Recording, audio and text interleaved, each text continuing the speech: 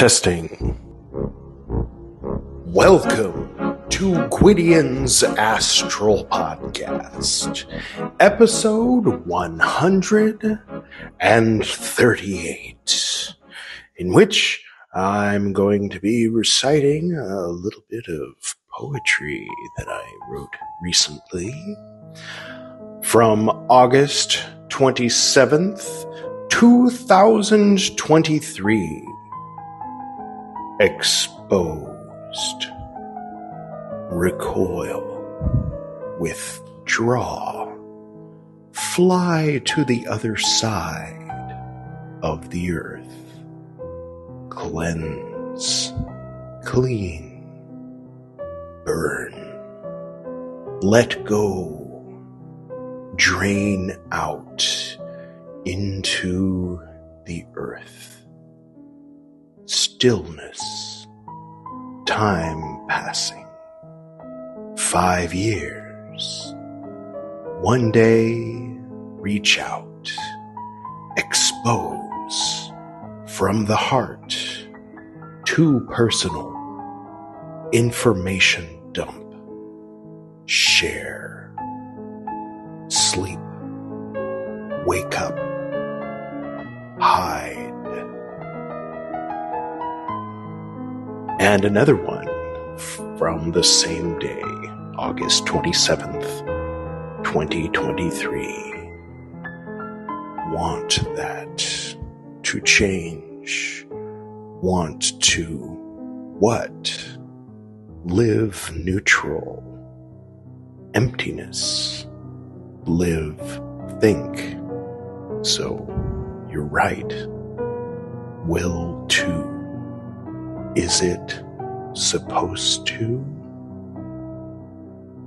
And here's another one from just yesterday, September 1st, 2023. The stewards say, here's some potato chips and bullshit. I say, now wait a minute. What exactly is a potato? They say, well, you see, I walk away and examine the ancient records instead, determined to find a baby in that bathwater, if there is one. And so far, there might not be. C'est la vie. What the hell? Who the hell has this number? Hello? Hey, Gwydion, it's Edward. Oh, hey. How are you doing, Edward? I'm good. How are you? I'm all right. That's good. I've just been reading some very cheerful poetry recently. Oh, shit. Okay, sorry. My phone was acting weird. What's happening? Yeah, it's a local train. Oh, yeah. What's that squeaking? Yeah, I'm just on my bicycle. Oh, okay. Needs some oil or something. WD-40. Should probably pick up some WD-40 then. Yeah, I'm on my way to the store. Oh, nice. The uncle store? Oh, right. No. Actually, I just passed that store. Now I'm going to a nearby Piggly Wiggly style store called right. Oscar here in Majorda. Right on. Picking up some stuff. Sometimes we need more, the local uncle store has like soda, milk, bread, eggs, that kind of thing. But right. If we need more advanced things like a bag of walnuts and almond milk for smoothies, then I go over to Oscar. Yeah, it's nice to get out and ride. It's not too hot today. No clouds in the sky today, but not too hot. Oh, that's good. So hey, I heard what was it, episode 137? Oh yeah. Yeah. How'd you like it? Did you listen to it? Oh, honestly, I only listened to the beginning. Yeah. So Yeah, thank you for putting that up there. It's nice to... Yeah, of course. Nice to know that, that interview isn't lost. Yeah, well, you know. Just to melt on an old hard drive somewhere. Right. Yeah, who knows? Maybe someone will get curious in the future and listen to it. I don't know. Maybe. Even though maybe no one will ever be interested in it, it's just good to know that it's preserved. Right. But yeah, so since you didn't hear it, then you probably don't know that it was a part 2. Oh. Yeah, part 1 is still somewhere. I'll dig up part 1.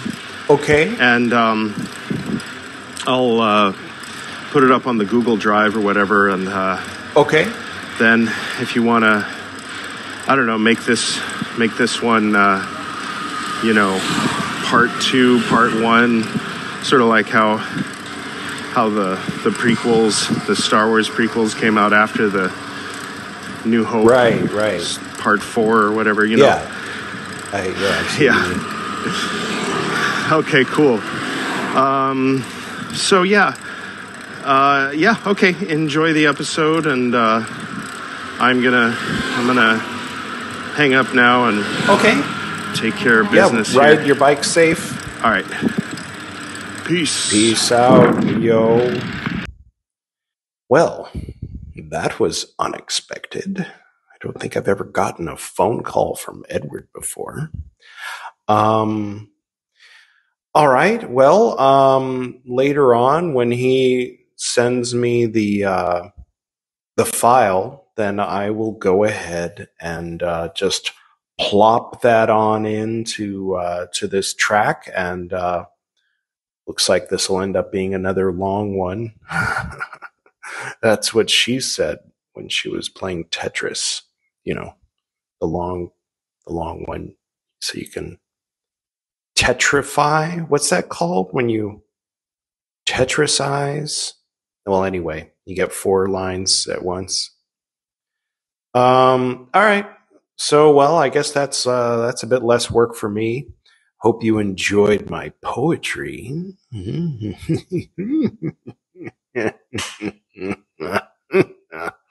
And all right, let's I'll go ahead and name this episode. Well, you guys probably already know what I'm going to name the episode, but we'll call it instead of Grandma Harriet, we'll call it GH2 Part 1, the prequel.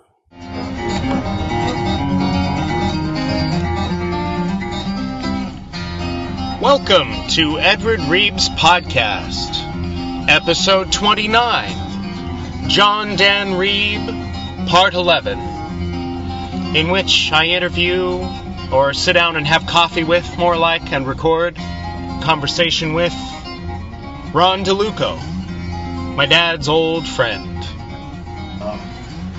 So if you want to sit right here, just tell me what you want to know, and if I know it, I'll be happy to tell you. All right. Good to see you. Thank you for meeting with me. It's been a lot of years. I think October of '93 at the block party was the last time we saw each other. I was just thinking of that when I came in. Yeah. October 93. What year is it? 2015. It's October 13th. Yeah. Tuesday. You're at 12 noon. 93, wasn't that when your dad died? Yeah, it was the month after he died that I saw you, and you told me that I had red hair like just my grandmother. Just like your grandmother at that time, but you had sprayed it. Yeah, Susie told me. Yeah. I haven't seen Susie. She's there. She's at Eastwick Village on Baldwin. And every time I go in there, she's not there. Oh, really? Yeah. She's always there when I go in. Well, it's just, I'm sure it's fate that just the times I go in there, she's not there. Yeah. Well, okay, when did you meet my dad? 1949. Wow, 1949. So he was 9 years old. How old were you? 9. Did he take you to the cemetery up in Sierra Madre? Yeah, well, you know how we met? How? Oh, well, you know, those were the days when they had cowboy movies, and there were good guys and bad guys, and you always took the part of the underdog. Mm-hmm. And some guys were beating up on Dan, and there were too many for one. So I jumped in. Nice. Oh, well, you came to his defense. Well, thank you. Yeah. You're a guardian angel. Well, we were fast friends ever since then. Yeah. Cool. Like brothers. Yeah. So you knew Harriet in 1949, 3 years after my grandfather passed. Mm-hmm. What was she like 3 years after my grandfather passed? I always, there were a couple of times I called her Harriet. I always called her Mrs. Reeb. I knew she was a widow. She was widowed twice over. Yeah. I knew that.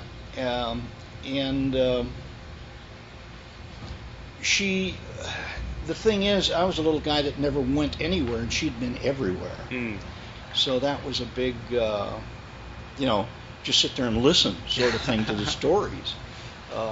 My stories all came from movies. So it was... Well, I know she went to Russia. I know she went to China, of course. Mm-hmm. And I heard something about her being British, but I imagine she's American citizen, American born, but perhaps some British grandparents or something. She showed me pictures of herself when she was a kid in Montana. Montana. There's a piece of the puzzle. Okay. And if I understood her correctly, she was from Montana.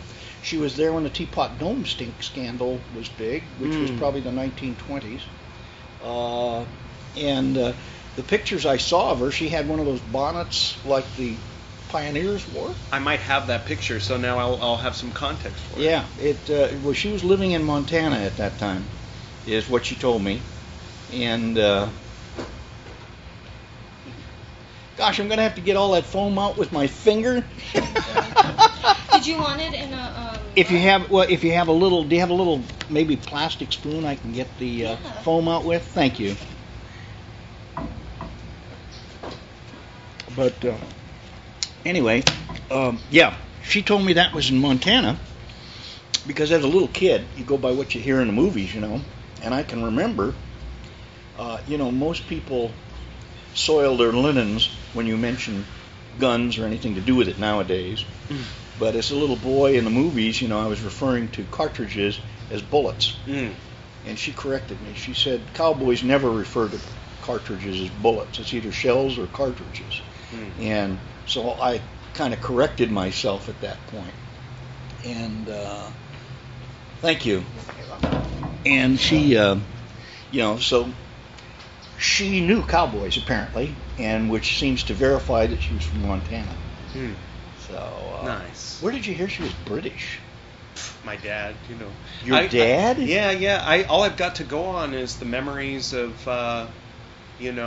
myself from age 0 to 15, filtered through a lot of drugs taken after my mom died, and then a lot of years, and so I have these vague, shadowy recollections of things he said to me while we were four-wheeling, parts of sentences that I kind of vividly, I think I remember. So if he said she was British, that might have meant that, like, in her thinking, the origins of her... Yeah, she was very much that way. Because when she British-like, maybe. When she was in China, she mixed with the upper crust, shall we say. Right, it was the British neighborhood, right? Yeah. And the Americans were newcomers.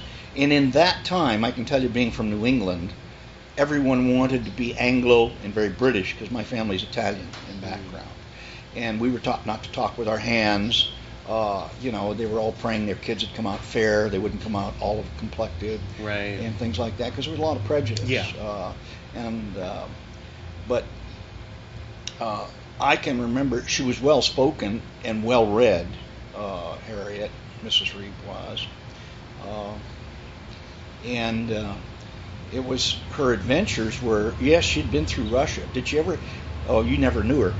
She had a story, I guess, where her husband was very jealous because the ambassador to Russia, I guess, took a shine to her. Oh.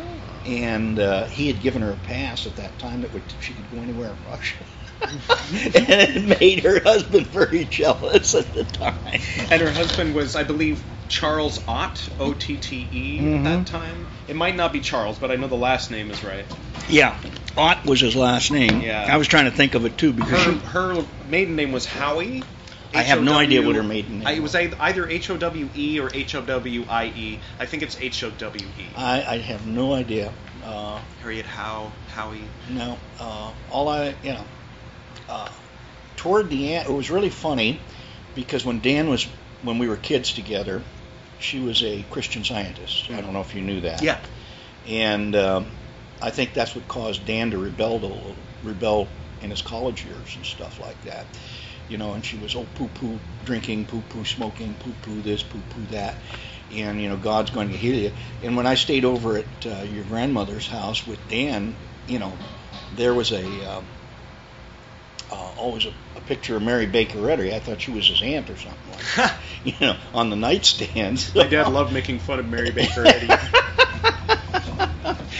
Yeah, he was really funny. Yeah. If once you knew him, kids were terrified by him.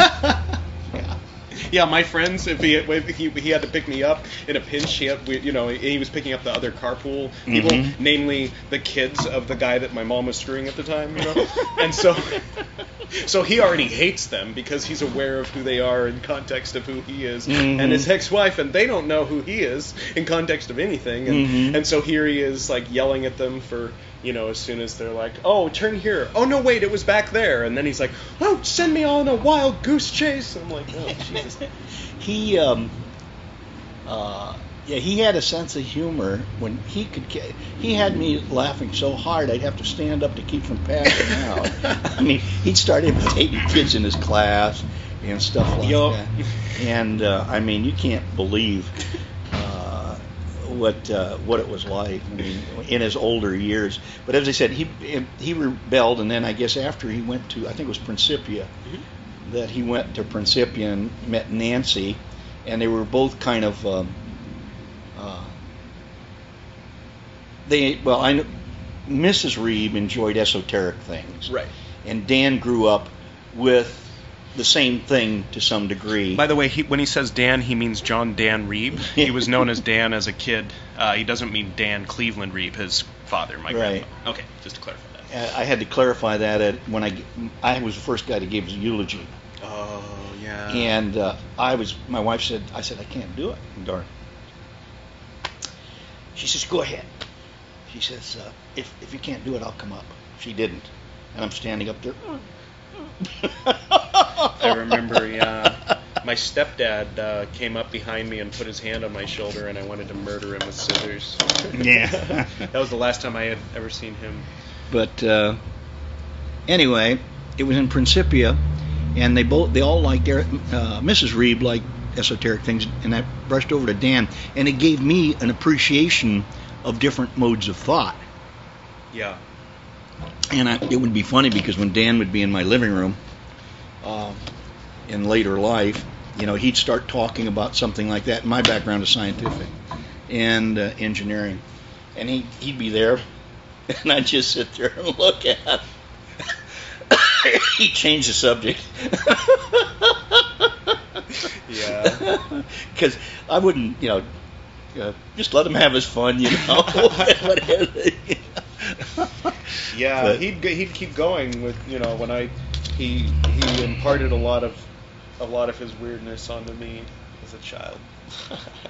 Well, he was looking, honestly, as a child, I think he was probably looking for credibility. And of course, with his mother's influence, he was very knowledgeable on different things. The other funny thing is when we were kids, probably around pre-high school, there wasn't a whole lot you could mention about a car that he didn't know about it. If you put a screwdriver in his hand, he'd kill himself. Yeah, that was always true. Oh, yeah? If you put a screwdriver in his hand, he'd kill himself with. He knew the stuff, but he was not manual. Yeah. He had no manual dexterity. And I can remember one incident, we were kids, probably about 10 years old. His hand shook after he was 19, but but we were kids, about 10, 11 years old to most. And Mrs. Reeb had dropped us off. I don't know, there was a big chain link fence. And I said, well, let's see what's on the other side. We can see these open fields and stuff. So I went up and over the fence. Being a street urchin from Massachusetts, I knew how to climb chain link fence. And Dan gets up on top and he's like, whoa! Oh. And he's spinning on the top barbed wire, And his jeans got ripped and everything. And so when we got back to the car, coming back, Mrs. Reeves said, you did that and it looked so easy. She said, I thought Dan and Dan have no problem doing that. And he coming back, he looked like he'd been through a battle. He just, he was kind of... He did have trouble climbing fences. That came up in high school, too. Yeah, so, but, from, as a kid back east, you're going over chain link fences all the time. Yeah. It was just, and you learned how to go over barbed wire, so it turned out to be... Very carefully. Yeah, it turned out to be a good skill to know when you're in the Army, but it was just a fun thing. But Mrs. Reeve told many stories, which were spellbinding, of her experiences in Shanghai when she lived there. She was there when the Japanese invaded. She said, yeah, we had Japanese laying in our front lawn, with their rifles practicing and stuff, not shooting, but playing war. And then she said she remembered seeing the planes doing, deceptive things, like they were in, the plane was damaged in some way for dog fights and stuff like that. She told me all of that. Of course, America wasn't in the war at that point. It was only the Brits. And perhaps the Dutch, I don't know. I don't know when the Dutch got in. I know the Brits got in 1939, and then when the Japanese became successful in the Pacific, they started overtaking the Dutch colonial interests and things like that. So my guess is the Dutch were in right after the British as well in the Pacific. But yeah, she said she was in a car. This is an interesting story she told us. She was in a car with a gentleman. I don't remember the gentleman, what her relationship was to the gentleman.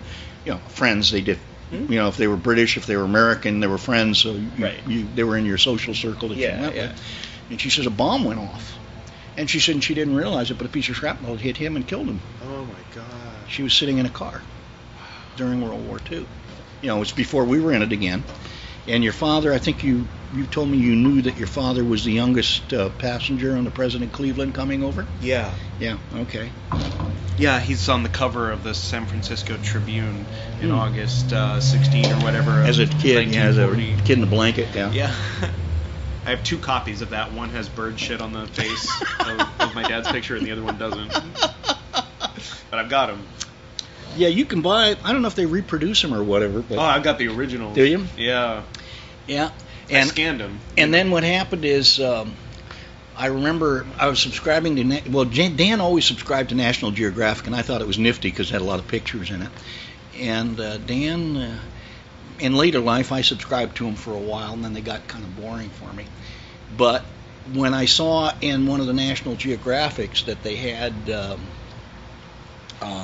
discovered where the President Cleveland went down, and there were a lot of underwater pictures in National Geographic. Oh, wow. And it had all the armament still on the deck, Tommy guns that the GIs dumped when they were jumping over the side of the boat. And the Jeeps and stuff that were still there. And I forget when, your dad was still alive at that time, so it had been before 93, because I remember calling him, and I guess at that time he did things kind of ritualistic. He made ritualistically. He would, for instance, he had a subscription to National Geographic when he was a child, and even though he may have tired from it as he got older, it was ritually renewed. You know what I'm saying? Yeah. And it was kind of a thing of habit. And he said, yeah, he had seen it. So I said, okay, so you're aware of it. That's all I wanted to know. Yeah. Huh. He's like, I've been on that ship. Now it's at the bottom of the ocean. Yeah. The Queen Mary's over there, I know. It's a history is one of my big things that I love. Yeah. I love history. Huh. So she told stories. Did she tell stories of Russia? Yeah, she was up near Harbin. There's I think that's in Harbin is probably, I want to say Mongolia, but I'm not sure. But it's up there close to Siberia. And she was telling me one night they were having dinner And who was the guy that was the big comedian of that period?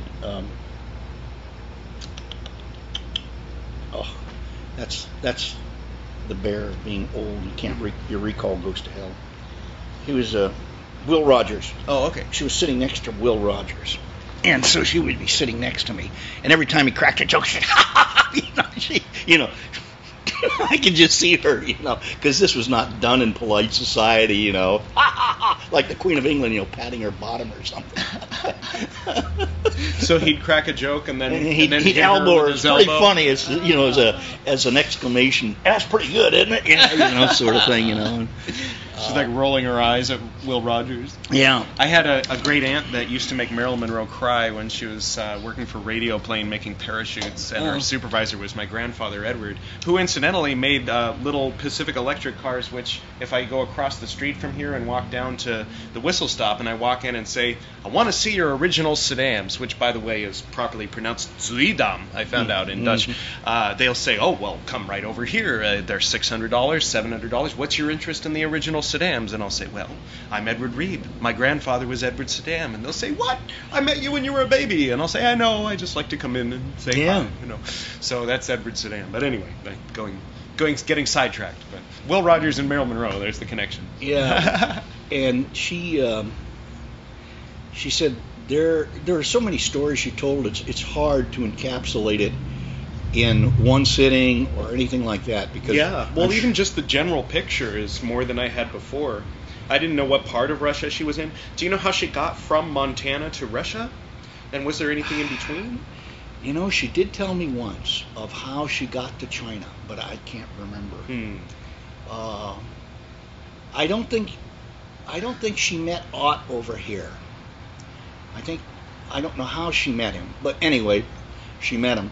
And she told me he was the one that made the money, and he used to be in currency, dealing in currency. You buy pounds when they're $4.50 and sell them when they're $5.50. Right. Sort of things.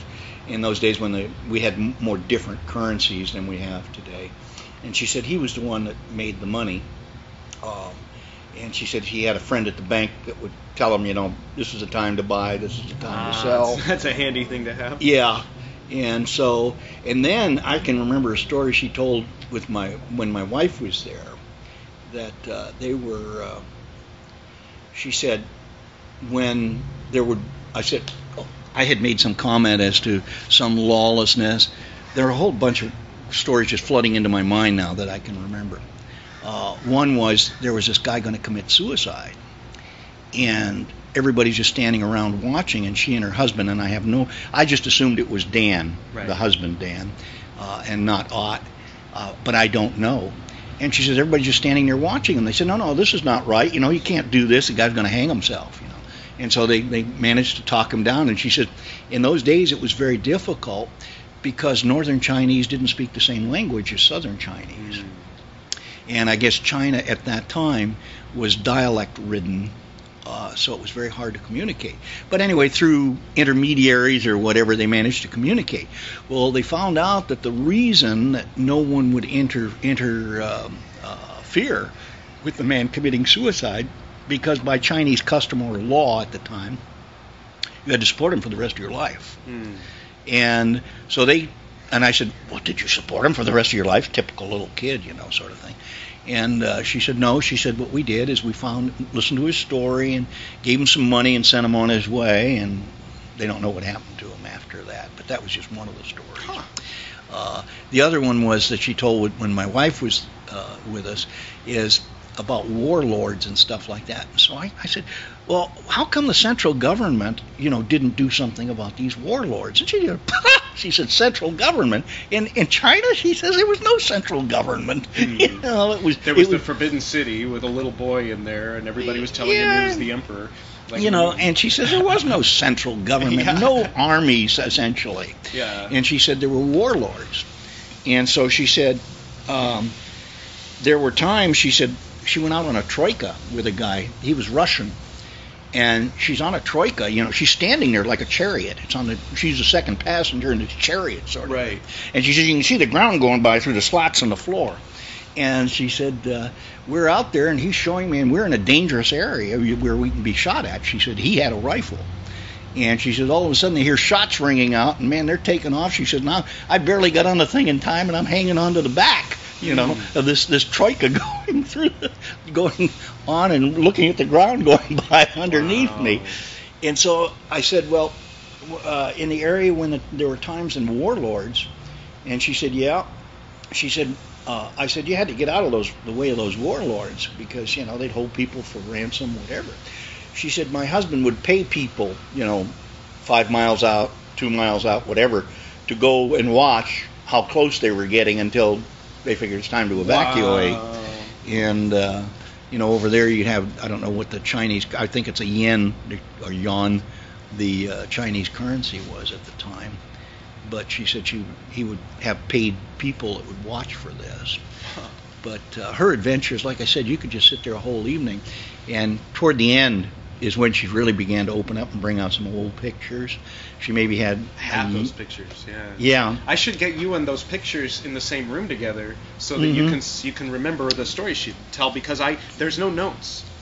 Like I don't know what is this? Who is this? I have no idea. Yeah, well, I may not know who the people are. I can recognize your grandfather. Yeah. I can recognize. I think I've seen a picture of Ott. And then if she's had a story about one of the pictures, you'll remember that. So you know more than I do. Yeah, and she talked to me like another son. She really did. In fact, she may have, and I don't mean this disparagingly, but may have. Been closer to me at times than Dan, because she and Dan were at loggerheads. Rough relationship. Yeah. Yeah. Well, part of that, as I said, she was not only a Christian Scientist when I first met Dan, but she had fixed ideas on the way gentlemen should act. For instance, when Dan went to his cotillions, which they called him, I think he was at Polytechnic at the time. He went to cotillions, she made sure he had a handkerchief to put on his hand when you hold a girl when you're dancing. You don't get any sweat from your hand on her dress. These were the kind of things that she was really a stickler about. Manners, table manners, the things that polite society. I don't know if you've watched. No wonder he was so loud and throwing food everywhere. Have you watched the movie or the series Downton Abbey? Yeah. Well, see, that's the kind of environment she came from. And, of course, Dan was in the Rebellious American Society. That society was controlled by the Brits, even in China, because we were not a colonial power. Yeah. So the Brits were there as a colonial power, you might say. They had things in China, interests in China. Yeah. And the United States was just there as a business interest. That's all we were, because we had no colonial or territorial claims in China. And so, in fact, the United States, the only territorial claims I think you can accuse the United States of having was within Spanish-American War, when we got Puerto Rico and Cuba, and then when we overthrew the Hawaiian monarchy. The Philippines at one point. Well, the Philippines we got through the Spanish-American War. Right, yeah. That was part of the Spanish-American War settlement. And then Hawaii, that was where we overthrew a monarchy, and that was a bad place in our history. I mean, you have to admit the bad with the good, Right. And I think the Hawaiians, though they are not happy with it, historically, I think they're better off for it. But I'm not Hawaiian, so... Right. Yeah. It's... But anyway, we had no territorial claims in China, to my knowledge. And so, of course, when you move into an area that's totally foreign, you try to blend in.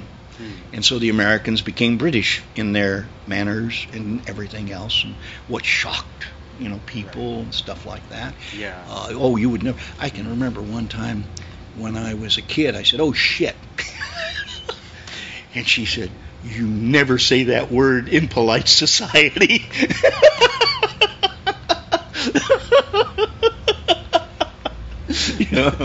So Dan, I wasn't as big. I'm not a rebel really, but Dan became more of a rebel the older he got.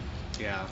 And but I knew Dan, and one of the points I was starting to make when I said how his students feared him, my son of course, grew up with Dan around the house. I mean, Dan would come over for dinner. We'd be over there for dinner, and he knew Mark. In fact, when Mark was born, he said he sure is a precocious little bastard, isn't he? And Darlene said, "What did you say?" And he worded it in beautiful English, but without using the word bastard. It was so great to watch him just switch, bing, like that.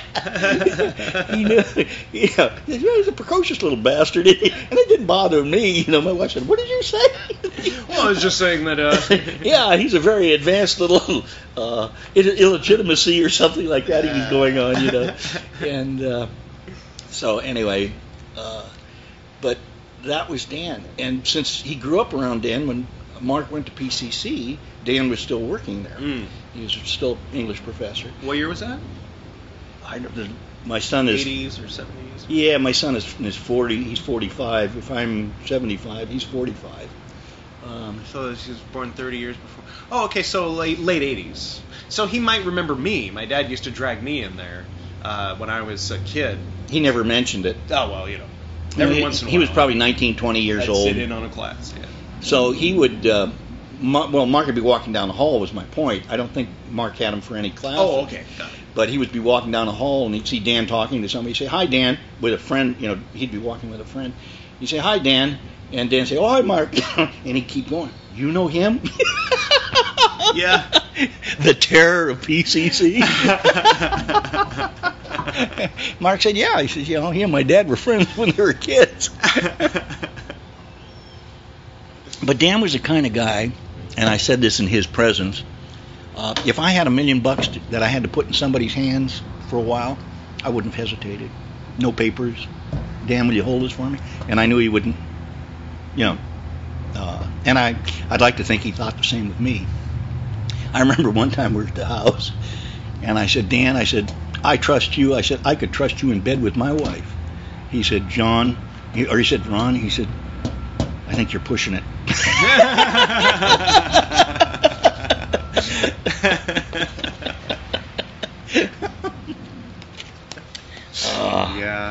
Yeah. You were saying the last time we saw each other in 1993, I said something about my best friend Chris O'Malley, and you said, "Well, your best friend, that's what I was to your dad, And I said, because I said I'd known him Dan so and I were many like years. brothers. We were really like brothers. One time Chris said, "You've licked peanut butter off the tits of my high school sweetheart," and I said, "No, she licked peanut butter off my chest," And he was like, "Regardless, there was peanut butter and lickings of chests going on." Short of raping my mother, you could do anything, and I would forgive you. Yeah, that's So I can relate to Dan and I. As I said, Dan was in his own world. I knew that, but we also had a common world that we shared, and because we went back so far, and it's just, we referred to each other as brother, and even now talking about him, I talk about him as my brother. And I tend to get emotional. Yeah, me It too. goes with the genetics. Yeah. I find that I'm able to talk about my dad freely, but when I talk about my mom for too long, I get choked up. Yeah. Well, you spent more time with your mother, I think, than you did with your father. Yeah, and she died more recently. I mean, by a few years. Mm-hmm. Yeah, she just... I mean, the umbilical cord is nothing to sneeze at, No. And my sister and I, we didn't get along. She was 5 years older than I, and she's gone now. And I, when I think about it, I choke up a little bit too. And she hated my guts. I have a friend that's a psychologist. We were in the Army together. He became a psychologist after we left. And when we were up in, he lives up Shingletown up there near Northern California. And he worked for the university. And he said, so I said, "Hey, you got your psychology thing." I said, this, and I explained to him. He says, "You realize she's still controlling you from the grave, don't you?" Because I'm racking my brain to figure out why she hates me. And it was apparent to everyone that she hated me. On the slightest provocation, she'd, explode at me. And Wow. I've racked my brain. My aunt said it was because you were born. And I think that's perhaps the most logical explanation. because for 5 years she was the apple of everyone's eye. Yeah. When I was born, she faded into the background, and I became the apple of everyone's eye. It's not an uncommon thing, and I haven't heard. And I also studied psychology, but it's too close to be able to look at with an objective eye. There's too much emotion. Yeah. To look at with an objective eye. But my wife keeps admonishing me about it. Don't sit there and dwell on it. And remember what Dave said. Well, those were the two other. I had two other guys from the Army that would probably been as close as your dad to me. They don't live close enough to be as close as your dad and I were, because your dad, like I said, your dad was in and out of my house. I was in and out of your grandmother's house at 2339 Lambert. I slept over many a nights there, and I can remember at the time when she was still, they were peddling Christian Science, and left over from the time that she and Dan, your grandfather Dan, were still in the social thing, you might say. She had these bottles of wine down. They had a basement in that house. I don't know if you've ever been in it. There was a very small basement. Yeah. And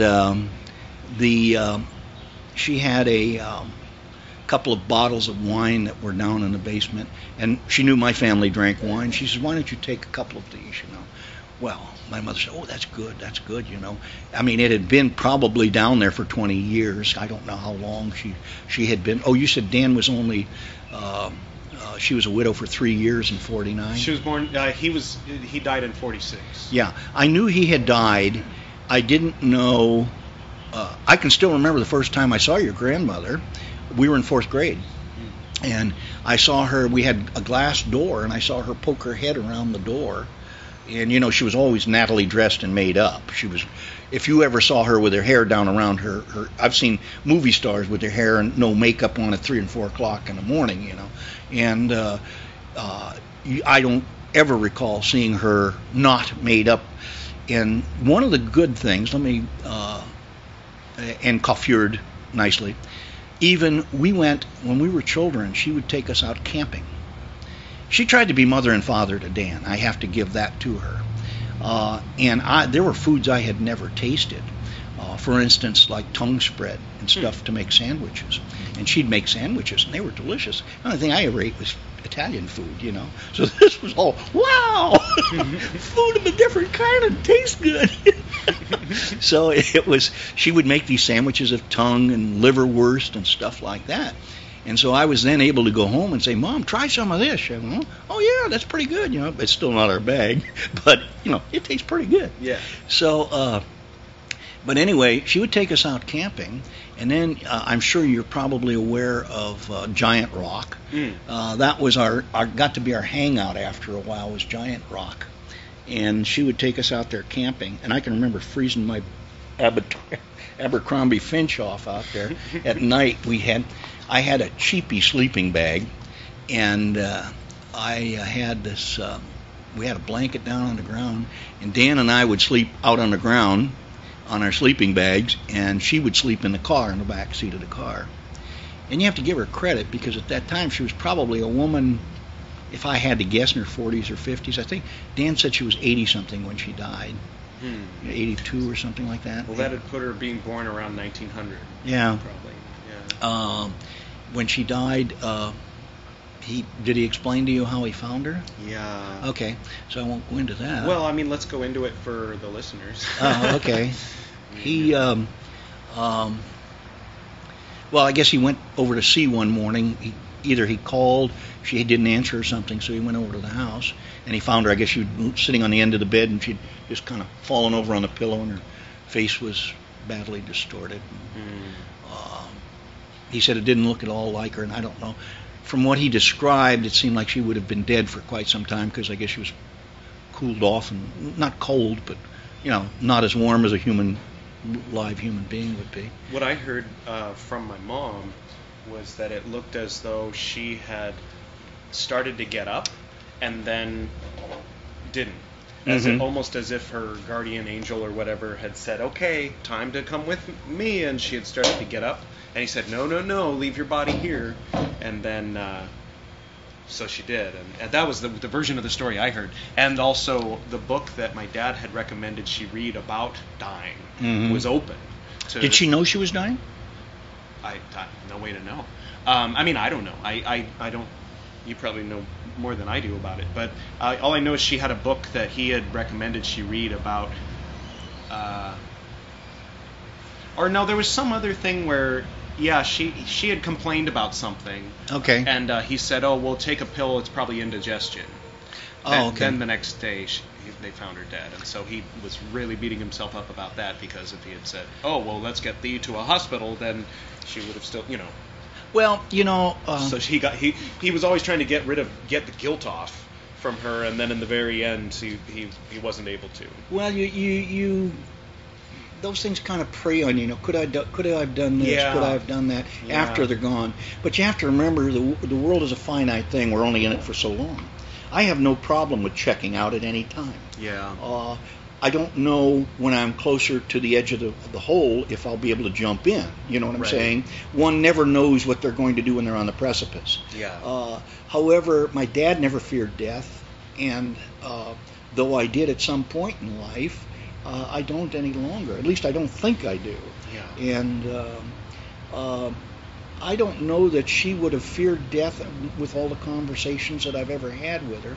The indigestion was probably an indication of heart failure. I can tell you that, because that's usually one of the harbingers of a heart going awry, is feeling of indigestion. Right.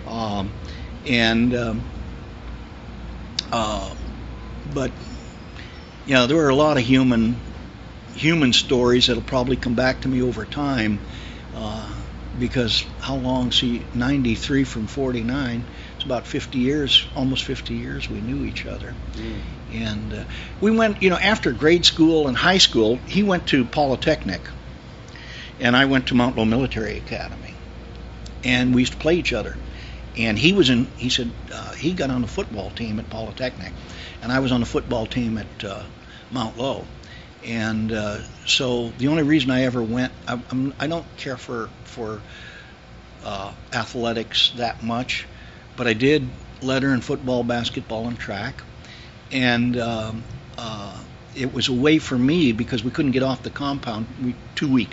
Every 2 weeks we got off the compound. And so it was a way for me to get off the compound in between 2 weeks, legitimately. And so Dan and I would see each other. But, because of rules at that time, even if there were no rules, there were rules that you couldn't, you're not here on a social thing. You're not supposed to be talking to strangers and da-da-da-da-da-da-da-da-da. So Dan and I just were able to pass maybe at most a paragraph or two before we'd have to just part our ways, Right. It was, oh, my old friend. It wasn't anything like that, yeah. So... but I'm trying to think of anything else. Any countries besides Russia and China and the U.S. that she mentioned being in? I think she may have been in Mongolia. Okay, yeah. I know Harbin. She used to talk right before she died. She spoke a lot of Harbin and how cold it was. And she said they were coming out of a place one night, and there was some guy panhandling. I don't know if he was panhandling or if he was a street person or what. And she had given him some money, and her friend had admonished her. She says, he's only going to spend that on vodka. And she says if it gives him a little bit of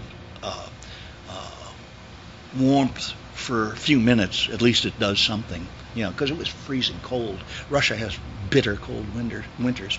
And she told me that one of the things they did in Russia is they had double pane glass on the windows and stores and stuff, and to keep them from frosting up, they would put a glass of vodka in there. That's one of the things she told me. And then she also told me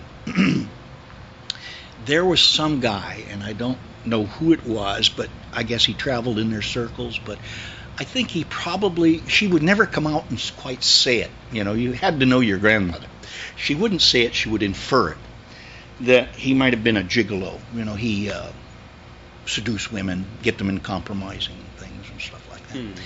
And she said, oh, you know, he was there one time and he was telling us about how great it was, you know, to smoke opium in China, of course. And she said, but he had a reputation, you know, of getting women high on opium, I guess, and then having advantage. And so we would start talking about liqueurs. And I remember I got hooked on Benedictine. And she says, I remember a time in China.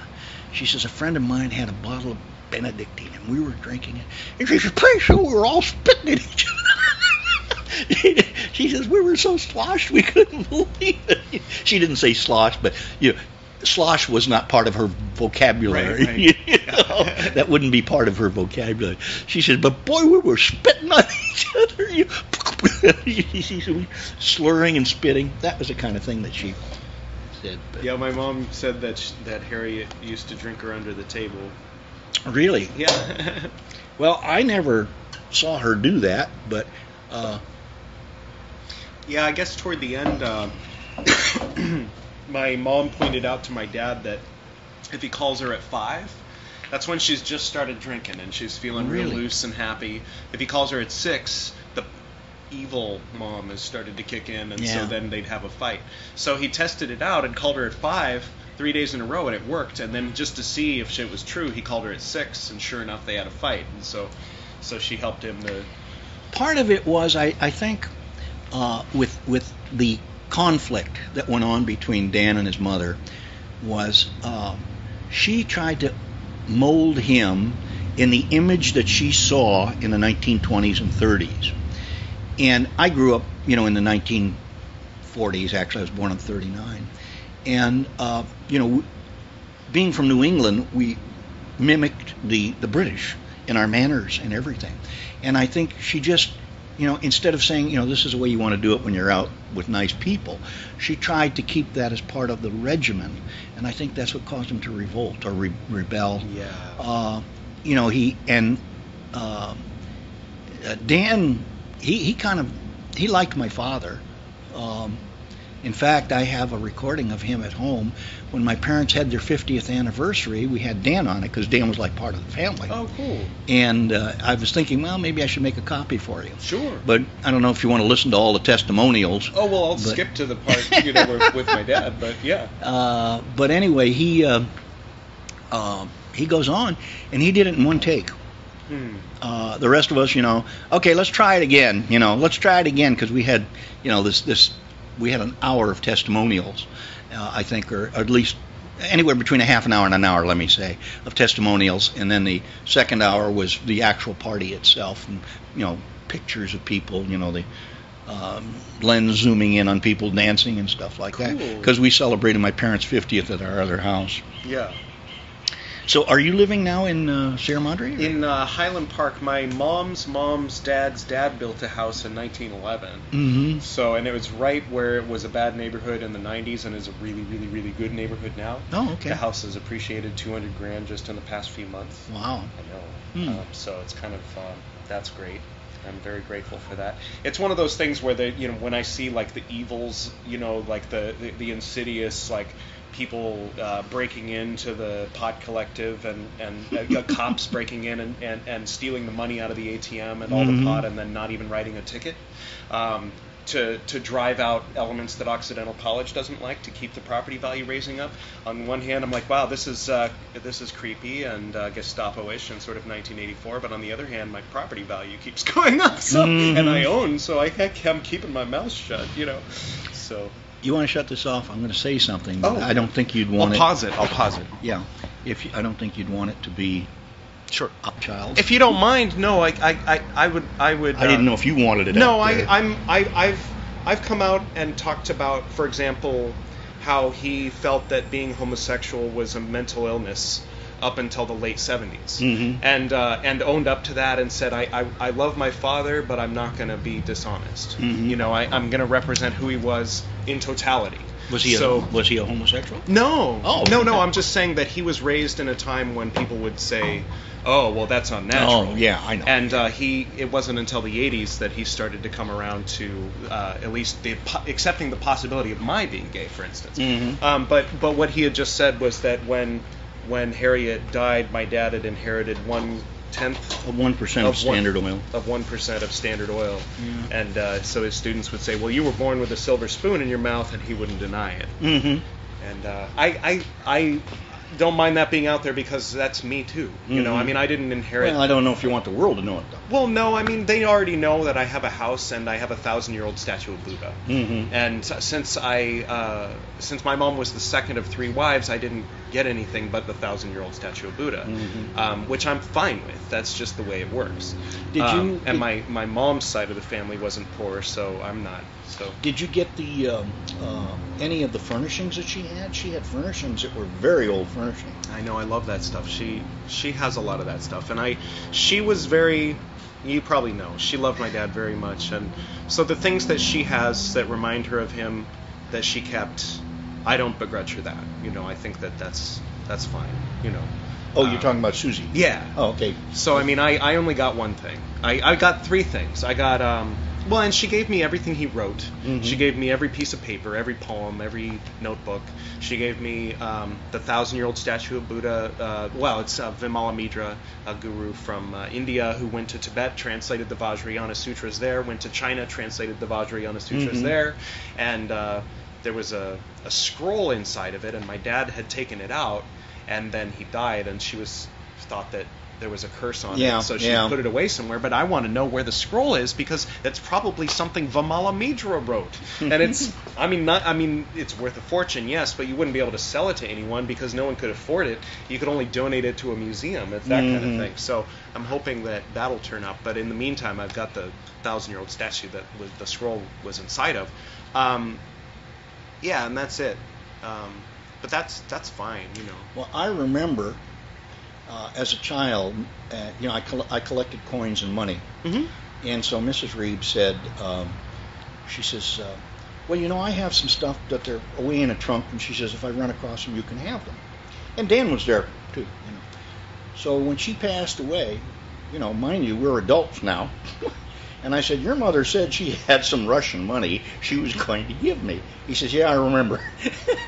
And so he found it and he gave it to me. Nice. And the date's on 1917. Wow.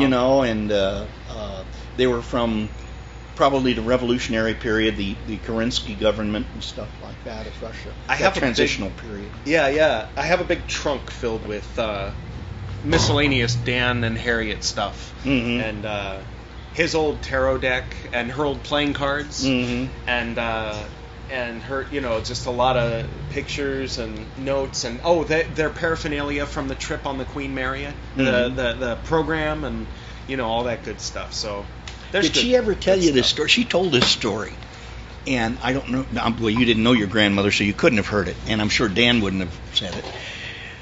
She said, we had crossed the Atlantic so many times by ship. And she said, everybody wants to sit at the captain's table, and we were invited, and we thought, we've done that so many times, we don't want to do that. And she said, we were having a drink, she, my wife, and myself, we were all having a drink in her living room. And she says, I always tried to enter the dining room a little bit later. She says, I was conceited, and I knew I was the most beautiful person on the ship. And she said, and it was a warm night, and she said everybody's dining, and she walked in. It's too bad I don't have a thing to make notes here because other stories are coming through my mind now. And she says, I walked in and I just knew I was the cat's meow walking across the dining room. And she said my husband had a nice table by a porthole where there was a lot of ventilation. And she said, and I just sat down and I just knew all the eyes in that dining room were on me. And she says a big wave came right through the porthole and drenched me from head to foot. I looked like a drowned cat. And she said, what could I do but laugh? She says, it serves me right for being so conceited. That's fun. So, and then another funny story she told me, she said, we used to go to the operas and whatever shows, there would be. And she said it was very customary in those days, and I remember it because my mother, women had compact with powder on one side and rouge on the other. You know? And she said, so before the lights came up, she says, I was as vain as a person as you could imagine. She said, everyone just touched their makeup up so they wouldn't be shiny, and made sure the tinges were right and everything. And she says, and the lights came up as the show ended, and her husband looked at her. My God, Harriet, what did you do? And she said, I had mistaken the rouge, and I had rouge all over my nose and powder on my cheeks. And she said, serves me right. And, so in her older life, she could laugh at things like that. At the time, you're just dying in humility, you know. But she had she laughed a lot. And as I said, while I'm telling these stories, I wish I had a notepad, because at my age, the stuff comes in and it's gone. But these are stories that she told me over time. And as I said, the older we got, and she realized that we were all still friends and everything. I mean, after high school, Dan and I kind of went our separate ways. We're both pursuing our education, our endeavors in life. And then got married, and I said, I wonder what my old friend's doing. I'd call him up, or I'd call her up, and I think he may have been even living at home at the time. And then we started getting back together again. And she told me again, when they threw a party in her day, everything was proper. I mean, you had your place settings, and your silverware was in order, your glasses were in order, and everything just like you see them do for the Queen of England, everything was uniform, and the crystal had to be so, and the liquors had to be so, and all the rest. And she said, well, when Dan got home from college, he threw a party, she says, and all these people just come in and they throw a pillow on the floor and sit down. She was, all fuss budgeting around trying to figure out how are we going to do this, thinking these were all, you can't think outside of that circle sometime when you're raised in it. Yeah. And once you're able to step out and say, well, why don't I do it this way? She, to some degree at that point in her life, it was very difficult for her to step out of harness, so to speak, and to kind of walk without a harness on. And I had hard times breaking out of some of the things that I grew up with. I had to, look at things from different aspects. I'm only glad I took psychology in college. It certainly helped me realize, because I had a religious education up until that point, and it was terribly confining and made you think you were a little devil walking around here on earth. And when I got into college and listened to psychology, I realized I wasn't the only one suffering from this. Everybody suffers from it. Okay, so we'll stand back and take a look. And I can remember my instructor, I later saw him on TV on the psychology of death and funerals and things like that. And his classes were so popular, they would fill up in no time flat. And people would be auditing the classes and folding chairs around the room. That's how popular his classes were. Because at the time, speaking about sex openly, I mean, we all know we don't have sex, right? I mean, we were just, Did they born make under a movie tree. about this guy? Huh? Did they make a movie about this guy? Because this is sounding familiar. No, I know what you're thinking of. Oh, okay. There was a movie made with, I'm trying to think of her. She's an English He's actress. doing things with his mouth my dad did, by the way. So that's just more evidence that these guys grew up together. So it's interesting. Well, I see a lot of your father's actions in you. yeah. And A Dangerous Method, I think, is the name Something of the movie. like that, yeah. And it was about teaching sex Yeah, in that's the about 50s. not about Freud. Freud is part of it, but it's about Jung. Jung, the psychologist Jung, who got sexually involved with some of his patients. Oh, okay. And but I should watch that movie. yeah, I think I didn't realize it was Jung. Yeah, that's Jung they're talking about, because he later in the movie he meets with Freud. Oh. Jung isn't Jewish, Freud is. Right. And Freud was fighting the prejudice at the time. In Austria, yeah. Yeah, well, Austria, though, during the Austro-Hungarian Empire was very liberal toward Jews. Because the Emperor of Austria, I think it was Franz Joseph, said religion has nothing to do with nationality. Now, Hitler went to college, was that in Austria? Yeah, in Austria. So he had a Jewish art teacher that he and the didn't Jews get were along very with. kind to Hitler, Yeah. which was another thing. They, would help him out. And he turned on him and bit him right in the Abercrombie face. I heard a terrifying tale of him going off about his art teacher in a bar, and how everybody started rallying about. He didn't drink. Fuck that guy. He didn't drink. Oh, really? Oh, okay. Well, it was a story about The a Hitler story. I knew didn't drink. And he was a painter. No, supposedly he didn't drink, and he was a vegetarian. Right. So. Okay.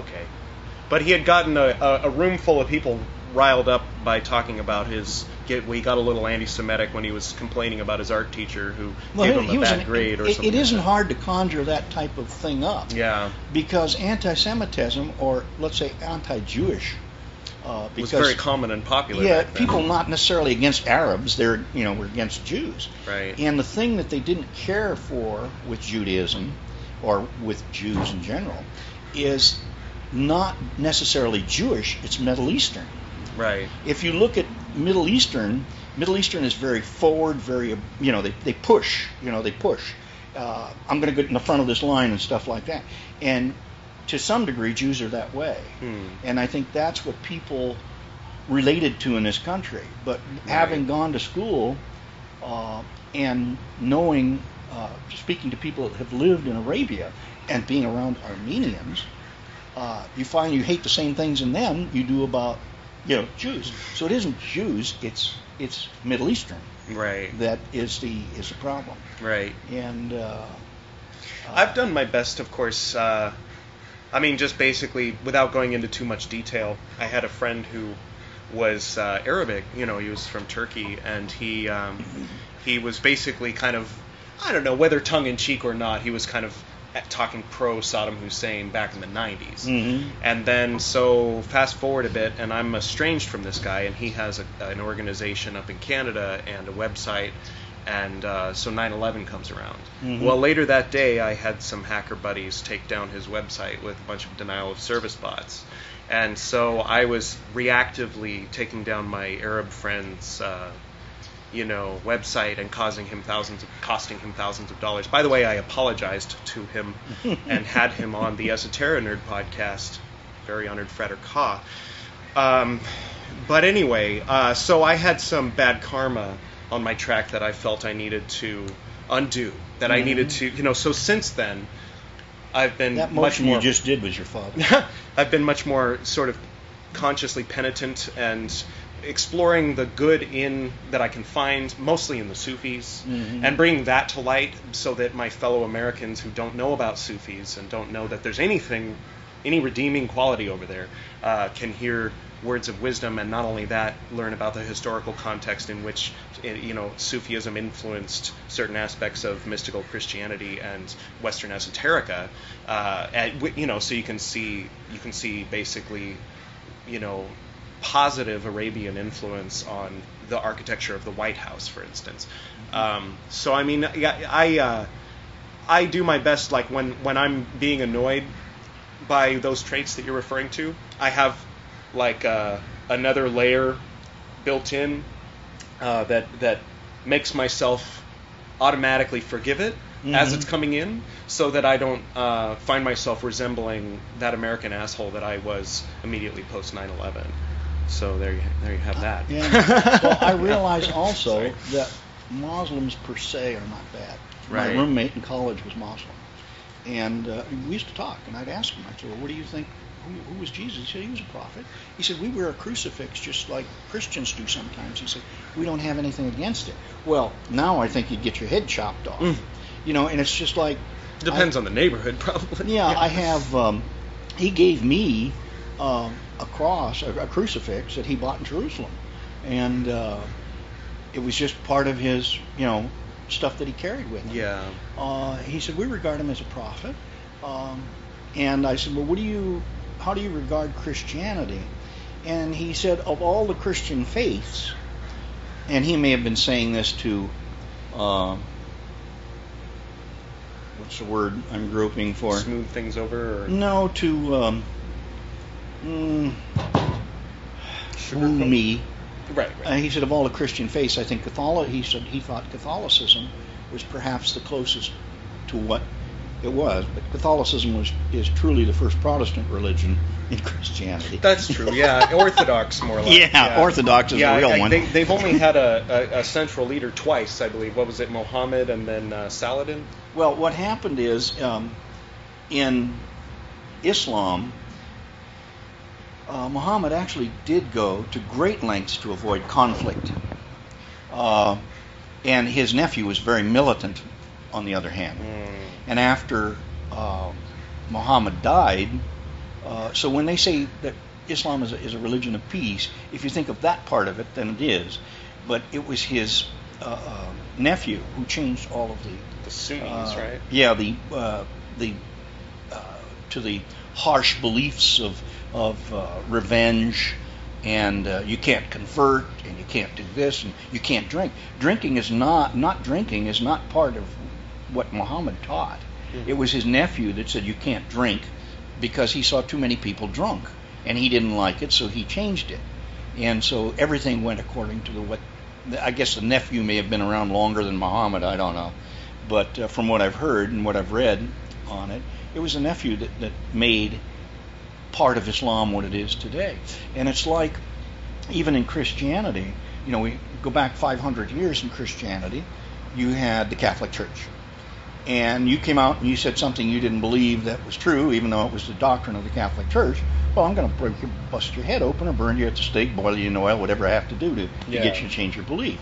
And Christianity, though, you couldn't convert in Christianity, because in the Piazza Navona in Italy, they boiled priests in oil that supported Luther. So, many Christians don't realize that. And I have a Christian friend. We're very close friends. He's older than I am, but he attacks Islam for what's going on. And while it doesn't, people that don't know Islam as a peaceful thing, they of course just accept what they see and become very angry with it. I have a friend who's a former Jesuit, and because they call God Allah, I said, do they worship the same God we do? He said, yeah. He said, Jews worship God according to the teachings of Moses. He said, we worship God by the teachings of the apostles, because Christ didn't found a church. He said, and the Muslims worship God according to what Muhammad said. It's the same God. We all worship him. And, my dad was never militant. Though we're Catholic, my dad was never militant in anything. He says, if you're praying, it's all going to the same place. I had a friend who happened to be over in Thailand on Christmas at one point, and he went into a Buddhist temple to pray. And this other Mexican Catholic friend of mine, he said, my God, you're not supposed to go into another church. That's not right. I said, look, it's a place for holiness. I said, you're worshiping God. I said, it doesn't matter what his name is. Yeah. What you call him. I said, you can kneel down in the middle of the desert in front of a cactus and be talking to God. Right. Yeah, I've done that. Yeah. So on mushrooms. But when you're eating mushrooms, yeah. So there's a lot of energy wasted in anger. Yeah. And that's my feeling. I said, look at all the anger that we had, and it was displayed in World War II for naught. I mean, a lot of people dead. Maybe it's a good thing, I don't know. But a lot of people that don't deserve to die died. But again, the life that you're supposed to live is full at any time that it's completed.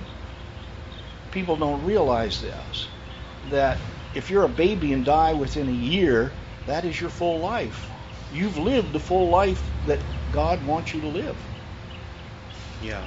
If you live to be 120 years old, that's the full life that God wanted you to live. Yeah. And people's acceptance, and anytime I'm in a military cemetery, I always look around and say, how many of these guys would have ended up in the electric chair on the gallows who didn't die as heroes here? Huh. You see what I'm saying? Yeah. Just a matter of time separates them from the gallows.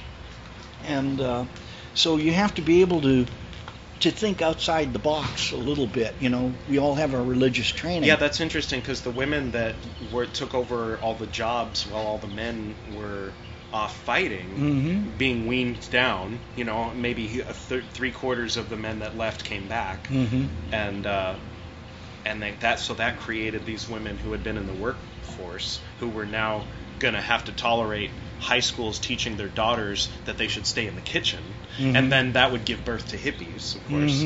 Of course. I mean, it's just natural. For looking back at it, that was one thing my dad would say in his journal, for instance, is looking back, hindsight's 20/20. Yeah, you right. can see it's as plain as the nose on your face what happened, but at the time, everybody was baffled and confused, you know. But, well, even with my sister, that little thing I told you about my sister, I think that could be part of it, because being Italians living in the East, the girls were watched over much more closely than the guys were. The guys had a greater latitude of freedom than the girls did. Yeah. And perhaps there was that degree of resentment. They were expected to learn to do, you know, house cleaning and things like that, whereas we were out playing. Right. And I can understand that aspect of it. It doesn't help me to try and understand why she hated me, but... Well, yeah. God, that's rough. Well, that's one thing that helps me is, you know, that my dad passed on to me is the idea of reincarnation, and I was kind of raised with him taking it for granted, and my mom would kind of take it for granted. So deep down, I kind of take it for granted, right. Even though my rational self that my grandfather Edward helped to instill in me this idea that, well, don't be selfish, give someone else a turn. If everybody's just if everybody's just reincarnating, then the bodies are all filled up. Nobody new gets to have a turn. Well, and so that was an interesting point. But I like the idea of coming back and having a clean slate, and you know, we have this pain that we carry with us in life, but then we get to let it go and move on, and then come back maybe as a baby and have a clean slate again and have fresh new problems. And there was a movie that I saw many years ago with Demi Moore. I think it was The Seventh Sign. Oh yeah. And it was kind of interesting. It goes into Judeo practice, but it also incorporates the legend of the Wandering Jew into it, because the name of the... Did you see the movie? I did. Well, the guy that takes the part of the priest... David. The priest... Oh, the priest. Who is also in her dreams as Cartaphilus. Oh, the one who stabs Christ, and then he's cursed to walk the earth. Yeah. And Cartaphilus is the name of the Wandering Jew. Oh, that's him. And they just made him a Roman soldier in the movie, but I was very familiar because it was such a weird name that when I read the legend of the Wandering Jew, it always stuck in the back of my head because I pronounced it Catarphilus. You know? I think there's a plant named after it. Yeah, right. So, but when he said that, I said, "Oh, okay, that's interesting." But if there were a limited amount of souls, the population of the Earth has grown to such magnitude that they'd be very diluted. The idea seems patently absurd to me. What seems more likely to me, I mean, just objectively, just, you know, if I let go of hope and fear and just look at it, what seems more to resonate true is the idea that one of the features of the universe is consciousness. And so when crystal rings, it's conscious to a certain degree, and it remembers that ringing. And so lizards, of course, and bugs are conscious to a certain degree just because they're matter organized. And wherever that happens, you have someone looking out. Wherever you have eyeballs, you have someone looking out, because the universe is alive and always has been since the first bang, since before the first bang, and always will be. And so we get stuck on the form of life, the life form. We get stuck on the memories. So our memories identify us as who we are, as separate from everything else, and we hang on to that. And then, you know, then death is to quote my dad, when ego attaches itself, when closed systems open. Closed systems open as petals to the sun. In the time of the compassionate one, they say, resides in Ophiuchus below Scorpio. What does this mean? Get what you get. Be willing to move on. Ego, ego is a closed system, and some will experience the transformation as burning fire, and others will experience the transformation by dancing through the fiery furnace. Survival is the yoke of ego, which is burned off, and aliveness is the delight of being, which breathes in its own element. Mm-hmm. That was from Transformations. Yeah. Yeah, I love that. It says it very well, because if I'm separate, and speaking of Sufis, Ibn Arabi from Al-Andalus, who settled in Damascus in the 1100s, I believe, or 1200s, said, "Life is in unity, death is in relationships."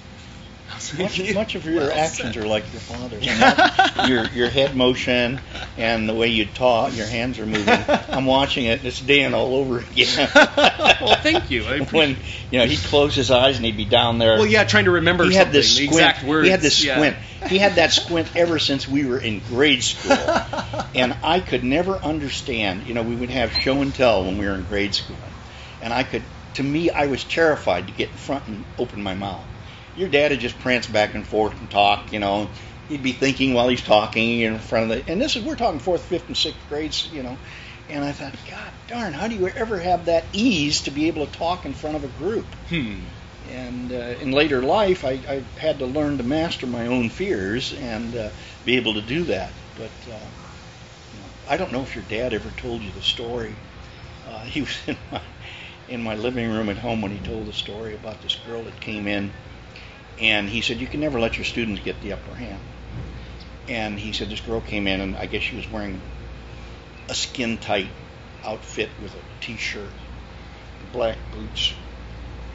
And so he went over to her and he put his foot up on the chair.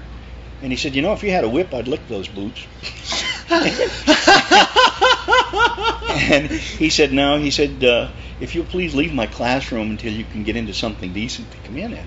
So as I don't know if she had left or was leaving, one of the students said, what's the matter, teacher? Does that bother you? And he said, if it doesn't bother you, there's something wrong with you. He says, you can never let your student get the upper hand. He could come back, wham, like that. I've never seen anybody.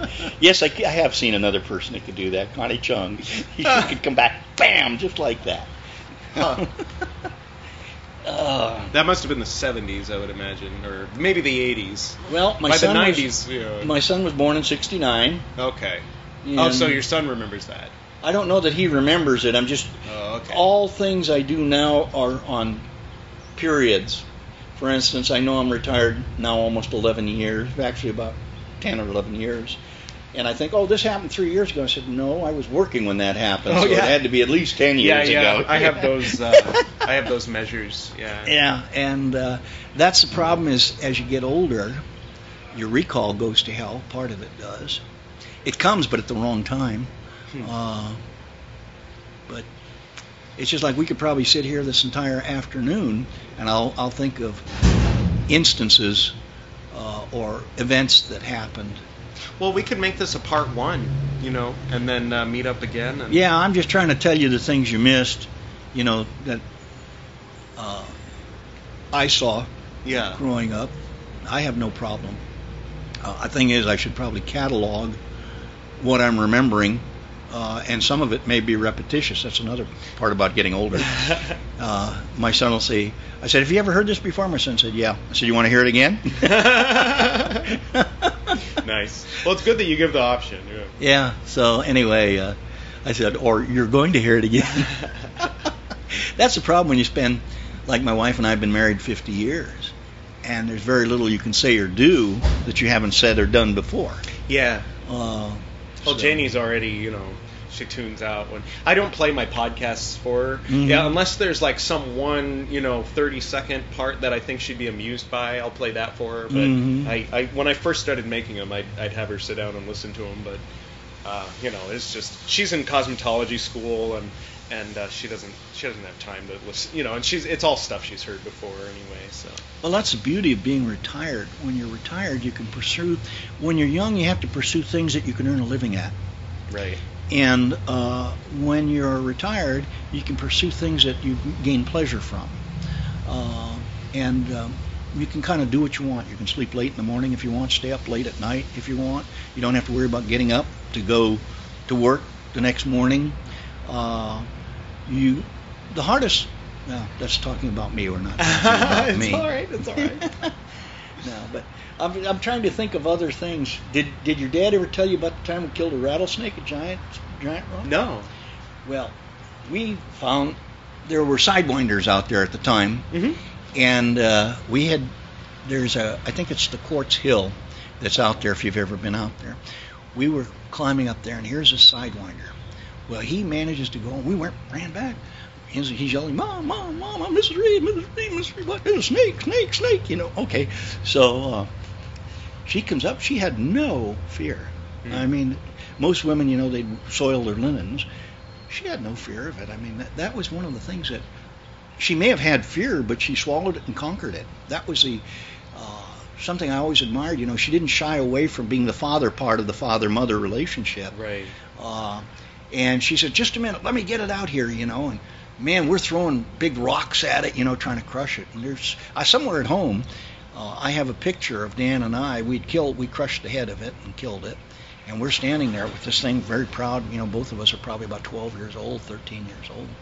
This snake on a rock, man, we did it in, you know. The head's just in shreds, you know. But we had done it in, and we were quite proud of ourselves at that time. But, yeah, there's a few pictures. And after your grandmother passed away, I said, you know, Dan, I don't have any pictures of your mother. Mm. And so he gave me a picture of her. Nice. And it's of her standing there at 2339, and she's all dressed in a suit and high heels. And it's kind of a fading picture in that, you know, the old color pictures kind of, everything eventually becomes shades of the same color. Right. And that's essentially what this is. But it is a remembrance I have. And then the one I think that you have up on the internet of her and Dan right by their Korean cabinet that they had. I don't know if you're aware that she had a big cabinet that had big brass fixtures on it. That was a Korean cabinet. Oh, okay. And I think it was about 500 years old. Okay, I remember it. And so that was a picture of her and Dan. Her and my grandfather? Yeah. No, your father. Her and... Your father. I always called him Dan. Oh, that picture. Yeah. The picture, I had cropped that out of a Thanksgiving photo. Yeah. I called, you know, when I gave the eulogy for your father, I opened it with, the man I knew as Dan, or the boy I knew as Dan, and the man you knew as John. I remember. And everybody, I could see everybody, what does he mean? What does he mean? What does he mean? Because no one ever called him Dan. Yeah. I was, you know, I went back far enough to call him Dan. Yeah. And his mother called him Dan when we were boys. As we got older, she started saying John Dan, John Dan, John Dan, and then slowly it became John. But whenever I talked to him, I'd say Dan. My wife knew him as Dan. My mother and dad knew him as Dan. He got a belt buckle made that said John Dan. he liked John Dan. Yeah. Well, your dad gave me, they went on vacation one year to Banff, Canada. Mm-hmm. And that was another thing. He traveled, and of course, my family was a working family. We didn't travel that much. And he came back from Banff, Canada, and we both had the same knife. He bought a hunting knife for himself, and he bought the same one. It was a Sheffield knife for me. I still have it. Actually, I gave it to my son, giving him the explanation of it. And I said, this is a knife, one of the first hunting knives I ever had. I said, and Dan brought it back from Banff, Canada. The sheath actually had Banff stamped on it. And I said, eventually, over time, the sheath, you know, dried out and everything. And I said, I just made another sheath for it. But I said, that was given to me by Dan. And I said, you know, I'm at a point in life now that when I'm gone, you'll think it's just another hunting knife, but it's not. It does have meaning. So I gave that to him with that explanation, and because he knows that Dan and I were very close. Yeah. And, but it's just, and then he did. Well, you didn't know your grandmother that well. They used to go up to and I saw it when I was in Montana. There was a dude ranch they used to go to up in Montana, and I was surprised because I went by it. I'll remember it when we're not talking, probably. And there was a guy that ran the ranch. His name was Fred Topping. And I guess your grandmother was helping Dan up on a horse one time, and the horse didn't like women. And he turned around and he bit her right in the Abercrombie Finch. And she said, Oh, man. And because she had her back to the front of the horse, helping Dan up and her better in the butt. Oh, I'm trying to think of the name of the ranch. As I said, when I was up in Montana about 8 or 9 years ago, I said, "Oh, that's the ranch Dan always talked about," you know, because they went up there several times. It was a dude ranch up in Montana, and at the time there was a guy named Fred Topping, and your father used to imitate. I guess Fred Topping was just about born on a horse, and he walked like he was born on a horse, you know. You know, he was bow-legged, and I remember seeing one of the Wranglers there, and I said, "Yeah, that must be Fred." In fact, I think Dan may have had some pictures of Fred Topping. I think that was his name, Fred Topping, at the ranch. And you can see it looks like he was born on a horse, you know. His legs had that shape, bow-legged. That's why cowboys were bow-legged, you know, because they're so used to being wrapped around a horse. And I'm trying to think of some of these. Like I said, I'll probably lay in bed tonight and think, "Oh, geez, that's all right." I think that maybe next time we could meet in a place and situation where I could bring a bunch of photographs, and Great. then if you want to take notes between now and then, if you think of anything and if you see any photos, you know, if that you want to bring, and then we'll do a continuation of this dialogue. You turn that off. Yeah. Okay, so I'll just close up though. Thank you very much for meeting with me today and talking to me about my dad. Well, I'll push pause for now. Okay, Mrs. Reed would take us on day picnics in what is now Palmdale and Victorville. In those days, they were crossroads. There was maybe one or two buildings there. They weren't built up like they are today. And right around where Four Corners comes together, there was an old settlement there. It was just in ruins. But if you go back in the history books, you'll find out it was an old socialist settlement from about 1917. And the walls were still standing, and Dan and I would go through there. Ooh, you know, we're in ruins and stuff. Nice, I'll have to look that up. And there were still, you know, 3 or 4 steps coming up to a front porch. That the house, the foundation was there, but there was no longer a house there. But there was a great socialist experiment around 1917 or so, and a bunch of people lived out there in a socialist environment. And the first times that we ever went to the desert, she was the one who introduced me to enjoying or appreciating the outdoors. There were these little houses that were probably maybe 6 to 8 times the size of an outhouse out there on the desert, sitting on little piles of blocks.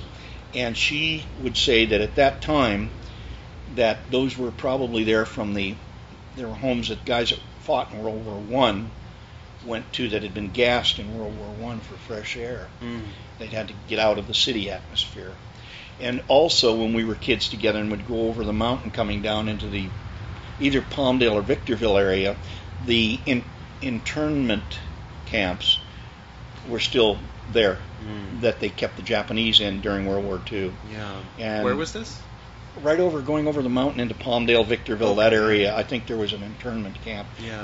I can still see it in my mind, and it was there for years. Every time we'd go out to the desert. When we first started going to the desert, of course, there were no freeways, so we would go on Foothill Boulevard. And I can remember your grandmother driving over these sandy old roads that I would be frightened to death to drive in an automobile. But she was a very, very daring lady, your grandmother was. Yeah, that makes sense. My dad was always out there four-wheeling and going on roads that, you know, the car might tip over kind of thing. But she came back one time, and I remember her telling me, I guess her brakes squeaked something horrible when we got back, and she had picked up sand in the brakes, you know, and so she took it to the mechanic, because we were always in a Pontiac. She had Pontiacs, I think, when I first met her. She had an old blue Pontiac. And then she started going toward Oldsmobiles. And then she went toward Lincoln. In 56, she bought herself a new Lincoln, and she bought Dan a 56 Ford. I remember hearing about it. It was an old red Ford. He had a red Ford. In 56, so he was 16. He had an old red Ford, a red Ford. Yep. And then that was the one he turned over. He flipped it. Oh, did he? I didn't know that. 3 years later, he had a bad accident and he got a concussion, and that was when his hand started shaking. And he was a good Christian Scientist, so he didn't go to a doctor for it. He was a good Christian Scientist? Yeah, I guess Well, he was. He was 16, Good yeah. enough that He was still under her when he influ- was 19, he didn't go to the doctor. Yeah, he was still under her influence Yeah. at that age. You would be under your parents' influence. But that was part of, I think, why he really kind of left all that behind. He always kind of had a tremor. It was always there. He would make these sounds when we'd be eating. He had this grunt when he was eating. Yep. You know. Yeah.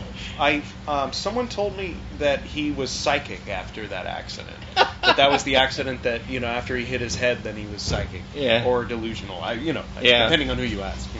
Well, I didn't know about the accident. I just knew Dan. Yeah. And and it all fit the model.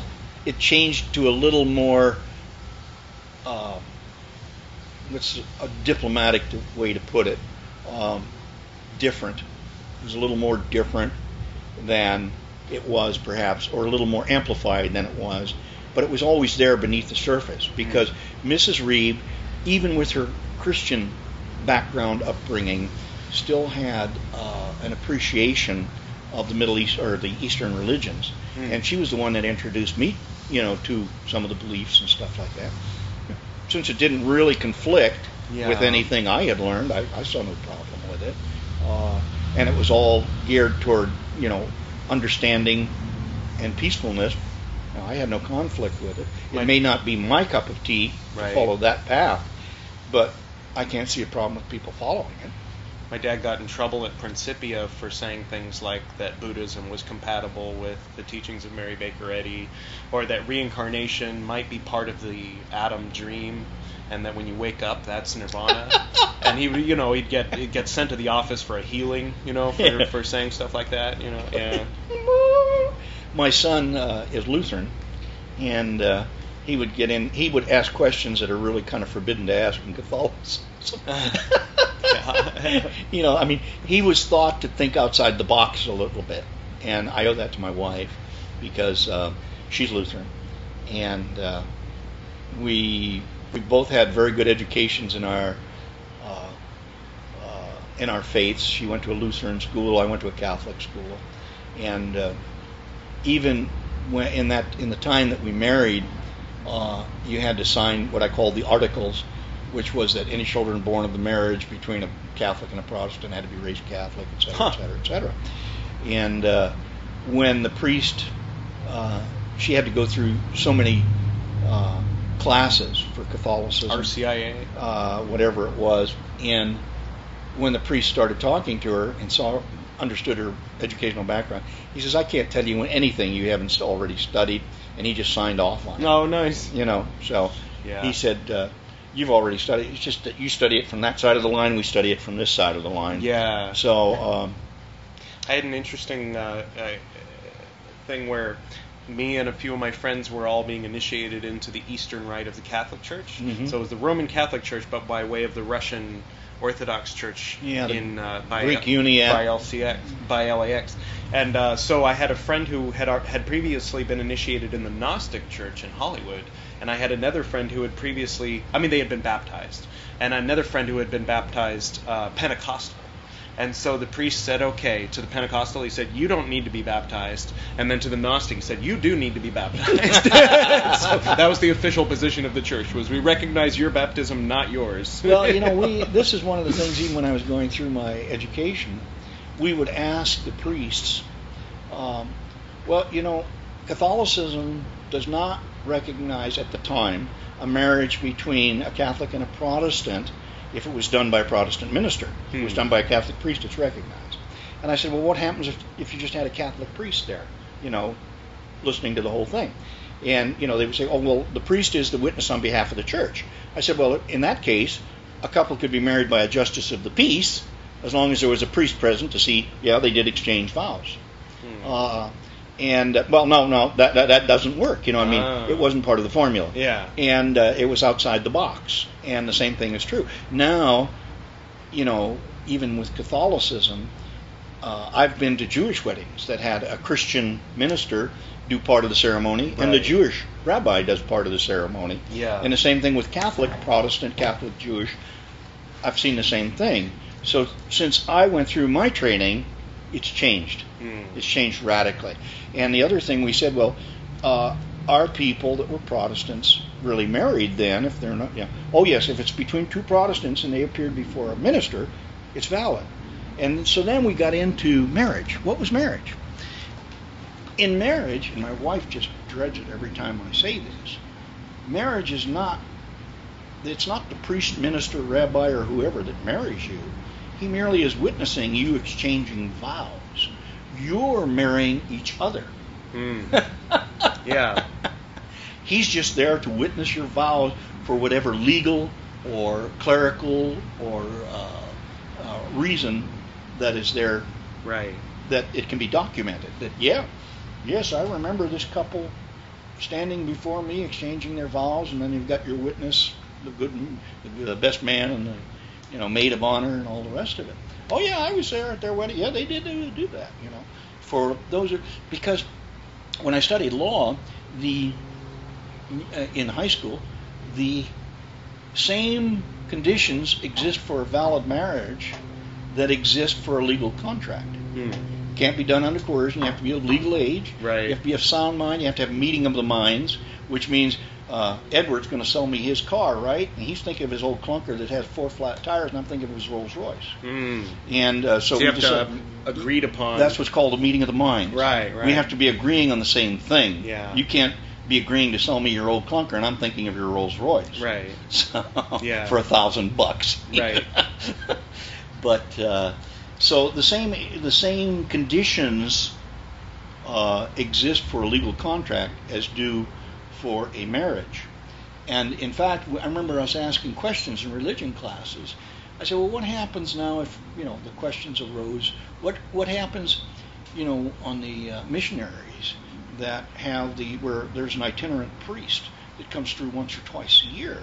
How about a couple that want to get married?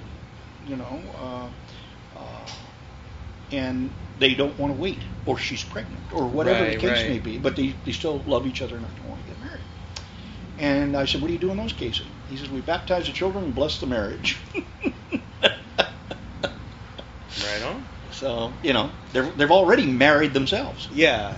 I wrote a wedding script for my wife and I in which we, by all the 10 Hebrew names of God assigned to the 10 Sephirot of the Tree of Life, we called on the ancient Hebrew goddess Asherah. Yeah, a lot of people don't realize that God had a consort. Yeah, to be represented by a woman who would channel said goddess to officiate the wedding. And so I showed that to my Catholic priest, and he got very upset.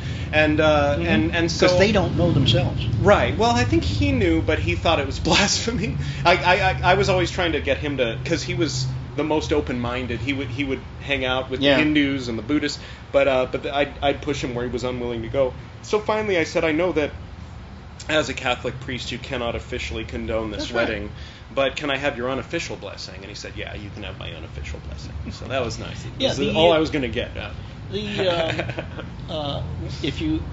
Archaeology happens to be another thing I like, and you read the archaeological reports. Most Jews don't realize that the original Elohim, or whatever you want to call him, had a consort. Yeah.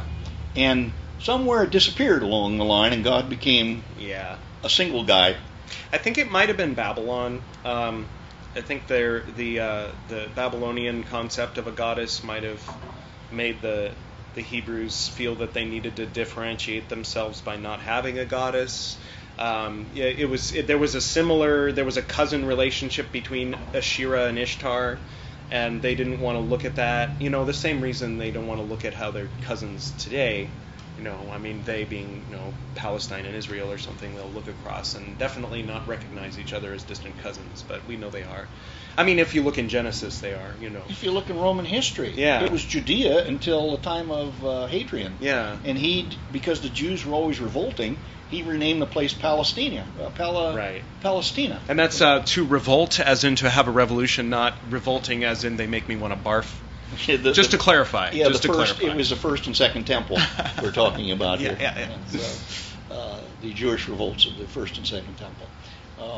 In fact, Jewish friends of mine, I said, do you know what the biggest Jewish monument in the world is? And they said, no. I said, it's the Colosseum in Rome.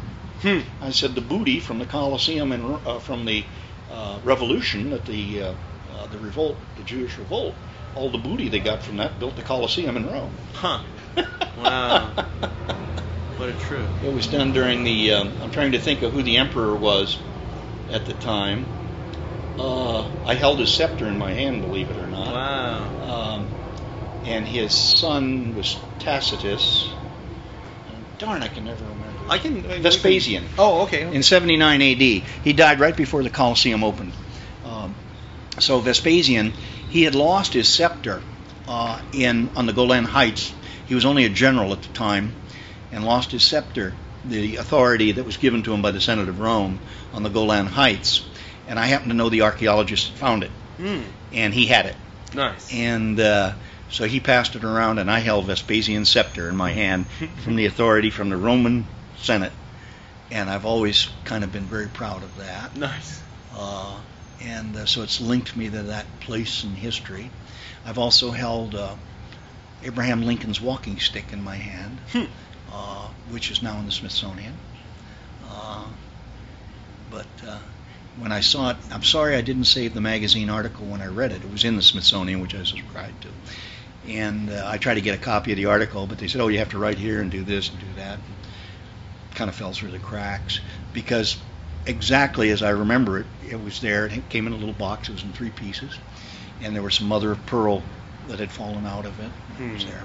But that's getting away from your grandmother and your father. Oh, no, it's all right. It's all right. I tend to wander. I think we should probably wrap up soon. Okay, let's wrap up. And then before you go into meltdown. Yeah. But we'll definitely do this again, and I'll bring some pictures. And great. So I might be able to help you. Yeah, thank you so much happy for to help my old friend's son. Yeah, and then we'll, in 200 years when we're both long gone, Somebody wonder what the hell is all this crap. But maybe I'll have a great grandkid that might be interested in what his ancestors had to say about his even older ancestors, his or her, Yeah. Who knows? I can remember when we were in school, because Mrs. Reed took me everywhere with Dan. They said, "You're a sponge," and I never thought of it, that way, because Dan and I were just friends. They didn't know why we were friends. Right. And because we were those friends, she took me everywhere she took Dan. And every time my parents would give me money to pay, she wouldn't hear it. So, but anyway. Well, thank you again. My pleasure. I'll go ahead and wrap this up. Well, there it was. There it is. There it has been. And now both of the 2 interviews with Ron about Edward and my maternal grandmother, since Edward and I technically have identical DNA and parents and the same body, really. That's why it was kind of like, what? When Edward was calling me on the phone, I'm like, how does this even work? I mean, on the multiverse cartographer, it makes sense because, parallel timelines. But anyway, I won't overthink it too much. Thank you for listening. If you're who's listening to this? Why are you listening to this? Do I know you? All right. So, best wishes to you, and I guess until we meet again in episode 139.